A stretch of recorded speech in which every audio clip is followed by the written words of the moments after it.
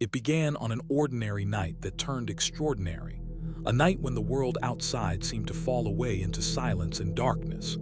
I was driving home after a long, exhausting day when my car sputtered and died on a lonely stretch of highway. Rain pelted the windshield, and the neon reflections on the wet asphalt danced like dying fireflies. Desperation forced me off the main road and onto a narrow exit that promised only one thing: shelter. I pulled up before a nondescript building that looked, at first glance, like an old service station. But something about it was off.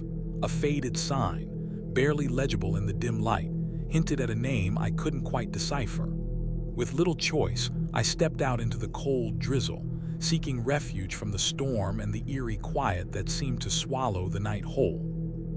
I approached the building's entrance. The door, heavy and rusted, creaked open with an almost welcoming groan. Inside, I found not a service station, but a sprawling complex of drab, decaying office corridors that stretched into a disquieting infinity. Fluorescent lights, their buzz incessant and unnervingly persistent, bathed the endless hallways in a sickly, pale glow. The air was stale, filled with the tang of dust and forgotten time. I stepped forward hesitantly, and with each echoing footstep, an inexplicable dread began to swell in my chest. The corridor seemed to pulse with a life of its own, the walls undulating imperceptibly as if breathing. I chalked it up to my imagination, but the oppressive sense of isolation was undeniable. I tried to retrace my steps, but every turn led to the same monotonous hallway, each identical in its decay and despair. Panic began to claw at my mind as I realized I was trapped in what could only be described as a labyrinth, a nightmarish maze with no exit. The ambient hum of the lights was joined by distant, indistinct murmurs that seemed to echo from behind the closed doors. At first, I believed those whispers were the wind. Then I realized they were too rhythmic, too deliberate. They formed words I couldn't quite understand, a language of sorrow and malice that pricked the edge of my sanity. I pressed forward, every step laden with the crushing weight of foreboding. As I wandered deeper, the space began to shift. The layout, which I assumed was fixed, now warped and changed. Corridors that had once led to open office spaces now terminated in dead ends, and familiar landmarks seemed to vanish altogether. I recalled urban legends of the Backrooms, stories of endless, abandoned office spaces where time and reality lost meaning, and a chill ran through me. Had I inadvertently stumbled into that cursed realm? I tried to steady my racing heart and found a battered sign on the wall that read, "Exit." Clinging to hope, I followed its faded arrows. But as soon as I turned the corner, the corridor stretched on endlessly into darkness, the exit nowhere to be found. Instead, I encountered something far worse, a series of doors, each bearing a date from decades past, and each door emitting a low, mournful sound like a distant cry for help. I reached out to touch one of them. The door was ice cold and unyielding, its surface marred by scratches and mysterious symbols that I couldn't decipher. The murmuring voices grew louder, almost pleading now, as if urging me to unlock its secrets. With trembling fingers, I pressed my ear to the wood.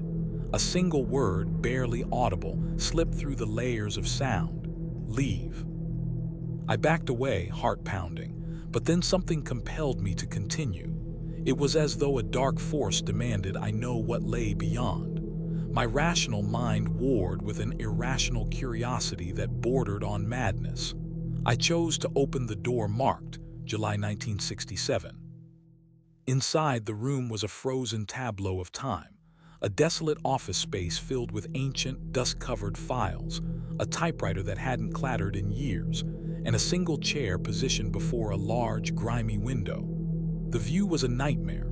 Outside, the world was shrouded in a perpetual twilight, a barren wasteland devoid of life.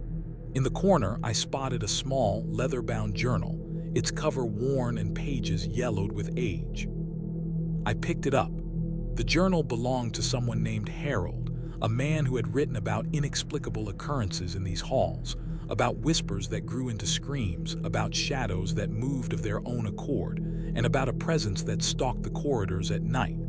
His final entry was a desperate plea: If you find this, run. The halls are alive and they hunger for souls. Before I could process this, a door slammed behind me, plunging the room into chaos. I spun around, but the space behind me had changed. The window now showed a swirling vortex of darkness. The once stationary objects in the room began to move on their own. The typewriter clacked violently as if unseen fingers were furiously pounding its keys, and the air filled with the sound of footsteps, heavy, deliberate, coming closer. I bolted out of the room, my journal clutched in one hand, and ran down the corridor, the sound of pounding footsteps chasing me from behind. The walls seemed to close in, the fluorescent lights flickering madly as I dashed through a labyrinth of identical halls.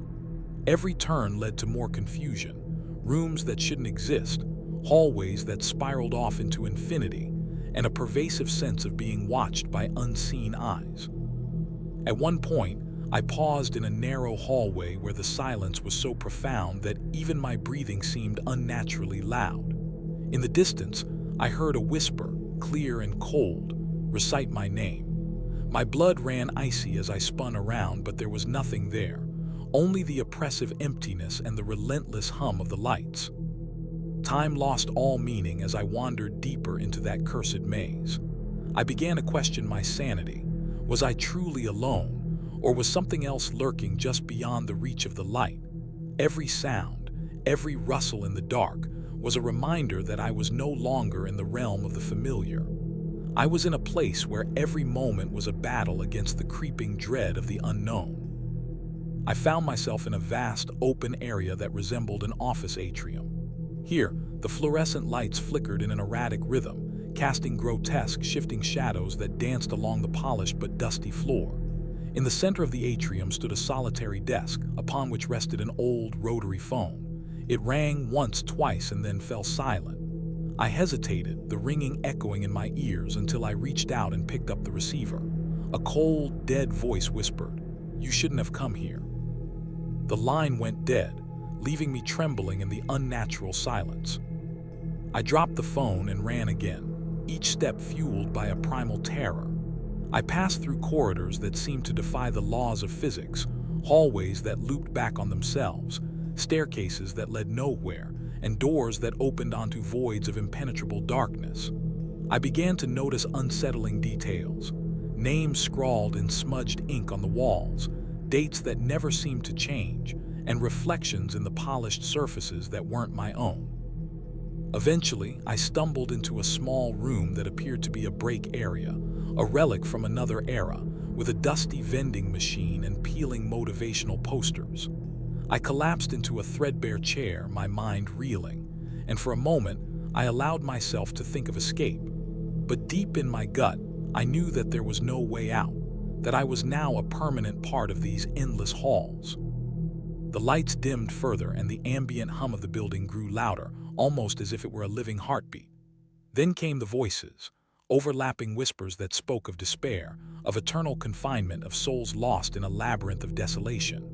They filled the room, swirling around me like a malevolent fog, and I realized with dawning horror that I could not silence them. They were the echoes of countless others, trapped here long before me, their tormented pleas merging into a single, ceaseless dirge. I closed my eyes, hoping that if I ignored the voices, they might fade away. But when I opened them again, I saw something that made my blood run cold, a figure standing at the far end of the room.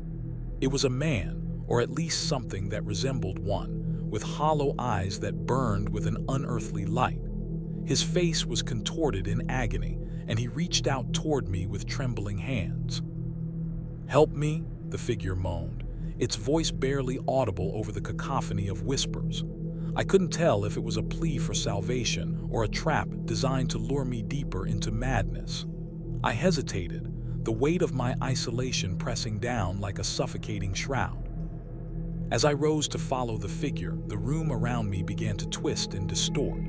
The walls pulsed as if they were alive, and the floor buckled beneath my feet.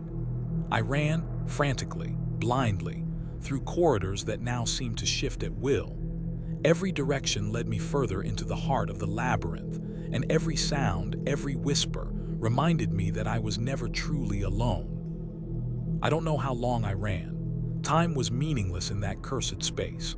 All I could do was run until my legs ached and my breath came in ragged gasps.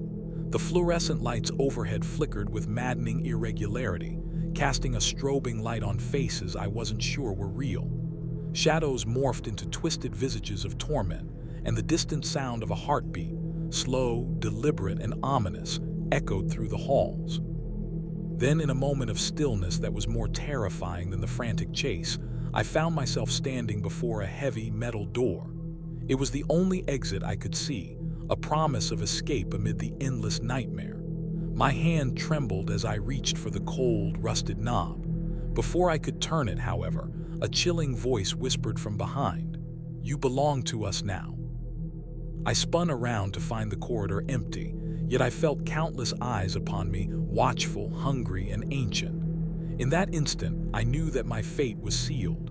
The door slammed shut on its own, and the corridor behind me fell silent. The oppressive, unyielding darkness closed in, swallowing all hope. I sank to my knees, overwhelmed by despair. The whispers grew louder, merging into a dreadful chorus that filled every corner of my mind. I could no longer tell where my thoughts ended and the voices began. It was then that I realized this place was not merely a building. It was a living, breathing nightmare, a prison for lost souls where time and sanity were devoured without mercy. As the fluorescent lights dimmed to near extinction, I felt a cold hand brush against my cheek, a final, spectral touch sealing my descent into madness. And in that moment of utter isolation and terror, I understood the cruel truth. I was trapped in the endless halls, destined to wander these cursed corridors for an eternity, a mere echo among the countless lost. I struggled to my feet, my body trembling from exhaustion and terror. The oppressive darkness of the endless halls weighed on me, yet something, a faint, almost imperceptible glimmer, drew me onward. My only hope was to find an exit or, at the very least, answers about the fate of those who had vanished before me. As I moved deeper, the walls began to change again. What once was a uniform stretch of peeling paint and stale air now revealed grotesque murals, depictions of tormented souls and ancient symbols that pulsed with a sickly, greenish light. I could feel their gaze, as though the very paint was alive, whispering secrets of the countless lives consumed by these halls. I passed a door marked with a single word, sanctuary. With no other choice, I pushed it open. Inside was a cramped, dim room filled with dusty filing cabinets and a single cracked mirror. Staring into the mirror, I didn't see my own reflection. Instead, I saw a series of images, a montage of faces, some screaming, some pleading, all trapped in silent agony. Their eyes bore into me as if trying to impart a warning. I heard soft, mournful sobbing coming from behind the cabinets. Gathering my courage, I approached and discovered a frail old man huddled in the shadows. His skin was pale, his eyes sunken deep with sorrow. He introduced himself in a cracked whisper as Samuel, a former janitor, he claimed, who had once worked here and had been trapped in these corridors for years. "You're not the first to wander these halls," Samuel rasped, his voice quivering with both pity and dread. "They call this place the Eternal Office, a purgatory for souls who never left, a place where reality and nightmare fuse into one endless torment." Samuel spoke of others who had come seeking escape, a young woman whose laughter echoed long after her disappearance, a security guard who now roamed the halls as nothing more than a ghost, and even the whispers of voices that had once been his own. His story was punctuated by moments of anguished clarity, and as he spoke, the room grew colder, the sound of distant footsteps and murmurs echoing in the background. He told me of a hidden archive, a secret chamber deep within the building that held the answers to the curse. "They say that if you find the archive and read its contents, you'll understand the true nature of these halls, and perhaps find a way out," he whispered. "But be warned, the knowledge comes at a terrible price." Compelled by a mixture of desperation and morbid curiosity, I asked him the way. Samuel's eyes darted around as if searching for unseen threats before he handed me a faded map, drawn in trembling, illegible handwriting. The map depicted corridors that twisted in impossible directions, marked with symbols and cryptic notes such as, "Here lies the truth," and "The price is your soul." With Samuel's directions echoing in my mind, I set off once again. The corridors now seemed even more warped, each step an assault on my sanity. Every turn presented new horrors, rooms where time appeared frozen, office cubicles that contained relics of forgotten lives, and walls that wept a slow, dark ichor. The atmosphere grew thick with an almost tangible dread. I felt as though unseen hands brushed against me, as if the building itself were alive and hungry. Whispers grew into murmurs, and the sound of distant, relentless footsteps, some mine, some not, became an inescapable drumbeat. I pressed forward, guided by the dim light of my dying flashlight and the cryptic map clutched tightly in my hand. At length, I reached a heavy metal door, its surface rusted and emblazoned with the word archive. The door creaked open with agonizing slowness, revealing a vast, underground chamber lined with rows of dusty filing cabinets and ancient computers. The air here was colder, charged with a static energy that prickled my skin. In the center of the room lay a single, leather-bound ledger on a pedestal. I approached the ledger with trepidation. Its cover was embossed with strange symbols that seemed to writhe under the light.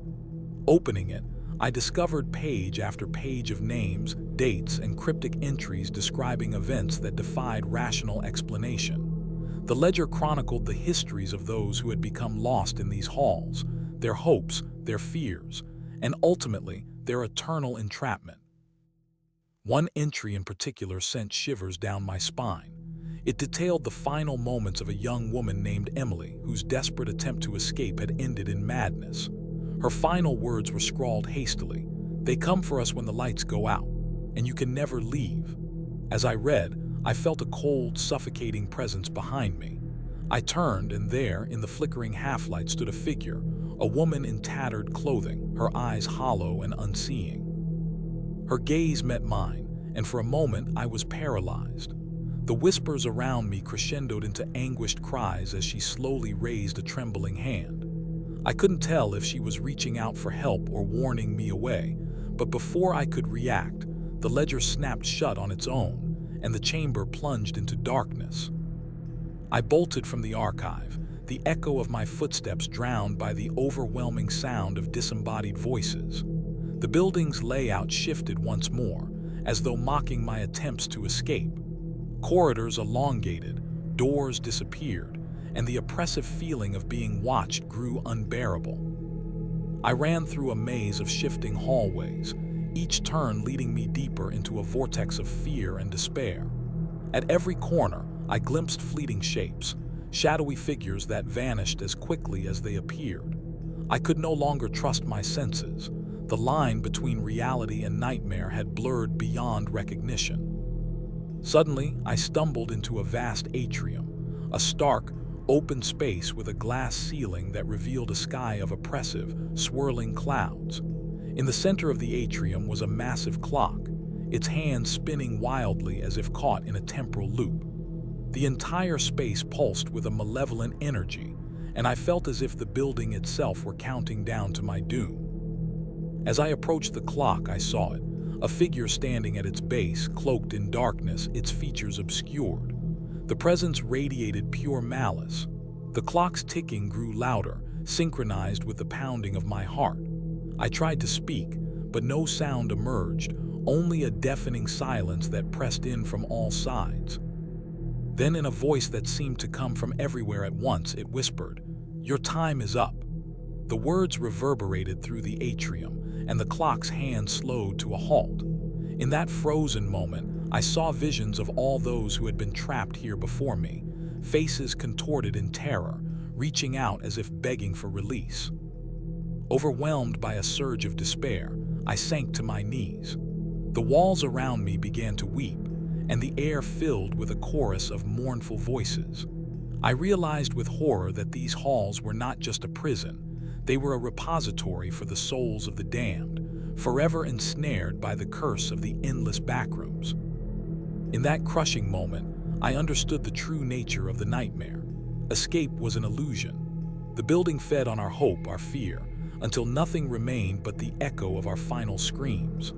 As the darkness swallowed me, the last thing I saw was the spectral figure raising its arm in a silent farewell, the promise of eternal entrapment etched into every trembling heartbeat.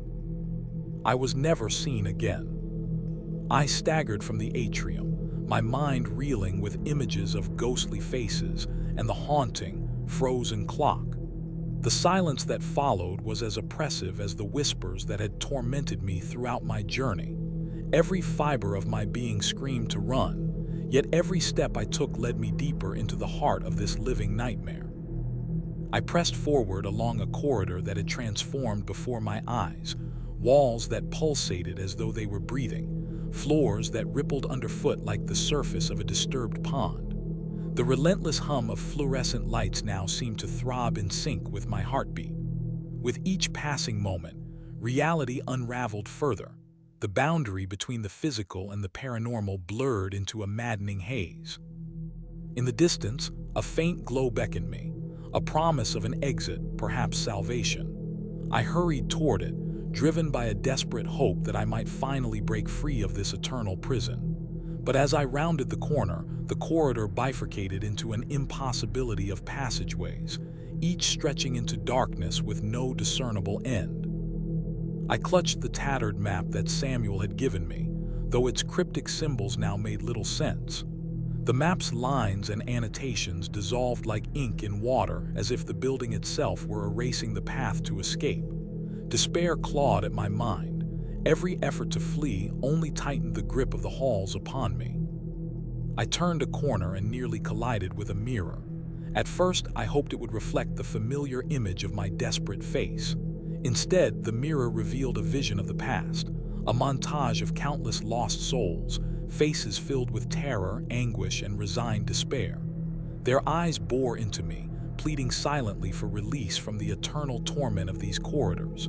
In that moment, I understood. I was not alone. Every step I had taken had been witnessed by those who had come before, and now I was destined to join their ranks. From the depths of the darkness emerged a sound, a low, guttural hum that vibrated through the very air. I followed it, as if drawn by an unseen force. The corridor narrowed until I found myself in a small, circular room. Here, the walls were covered with strange, indecipherable symbols that seemed to writhe and pulse with malevolent energy. In the center of the room, an ancient pedestal held a final relic, a black, obsidian shard that pulsed with an eerie, internal light. As I approached the pedestal, the hum grew into a chorus of whispers, each voice distinct yet part of an unholy symphony of despair. The voices spoke of sacrifice, of the price of forbidden knowledge, and of the eternal curse that bound all who entered these halls. I reached out and touched the obsidian shard, and in that moment, the room exploded with a burst of light and sound, a violent crescendo that threatened to shatter my mind. Visions overwhelmed me, flashes of the building's grim history, the truck stop that served as a gateway to this nightmare, the countless souls who had wandered these corridors, and the sinister force that fed on our hope and fear. I saw faces contorted in eternal agony, heard screams that echoed across time, and felt the cold, relentless touch of death. The shard's energy seeped into my veins, and for a brief moment, I understood the truth. These halls were not built by human hands. They were a manifestation of the darkness that lurks within us all. The whispers coalesced into one final, chilling message. You are ours. The words echoed in every corner of my mind, suffocating every hope I had of escape. In that instant, I felt a searing pain, a splitting sensation in my chest, and I realized that I was being claimed by the very force that ruled these endless halls. I fell to my knees, the obsidian shard clutched in my trembling hand, as the walls around me began to bleed darkness. The fluorescent lights dimmed until all that remained was a void of impenetrable black. In that overwhelming silence, the presence of the lost souls and the malevolent force merged into a single, insidious entity. I struggled to rise, to fight against the inevitable, but my body was no longer my own. Shadows enveloped me, creeping over my skin like icy tendrils. I tried to scream, but the sound died in my throat, swallowed by the darkness that consumed me whole. As the darkness closed in, I caught a final, fleeting glimpse of the spectral faces, my fate and the fate of all those lost here etched into their hollow eyes. The obsidian shard pulsed one last time, and I surrendered to the void, becoming yet another whisper among the endless halls. And so the cycle continues. The halls stretch on, devouring hope and sanity as new souls wander into the labyrinth, each destined to join the chorus of the damned. The backrooms, with their sickly fluorescent glow and endless corridors, remain an eternal prison for those who dare to enter, a place where time, reality, and fear converge in a nightmare without end.